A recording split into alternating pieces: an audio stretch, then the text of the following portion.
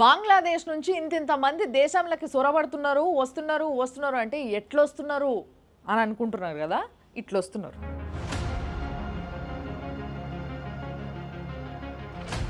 Central government ఏమో ఆ border పొంటి మొత్తం వేల కిలోమీటర్లు ఫెన్సింగ్ వేసుకుంటూ వస్తూనే ఉంది.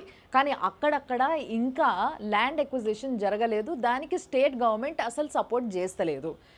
ఎందుకంటే అక్కడి నుంచి దేశంలోకి సొరబడేటోళ్ళు మనకి బానిస ఓటర్లు అవుతున్నారు అనేసి అనుకుంటున్నారే తప్పితే వాళ్ళు అక్రమంగా చొరబడుతున్నారు దేశంలో అని మాత్రం చూస్తలేరు. మొన్న ప్రకాష్ రాజ్ గారు ఏమన్నారంటే, no human is illegal on this earth. This world belongs to all. ఇగో ఎక్కడి నుంచి ఎక్కడికి ఎవరు వచ్చినా కానీ అక్రమ చొరబాటుదారులు అనేసి అనొద్దు వాళ్ళని.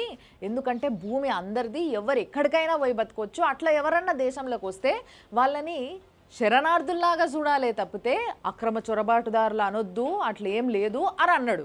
కానీ అట్లా అక్రమంగా దేశంలోకి వచ్చిన వాళ్ళు ఏం చేస్తున్నారో తెలుసా?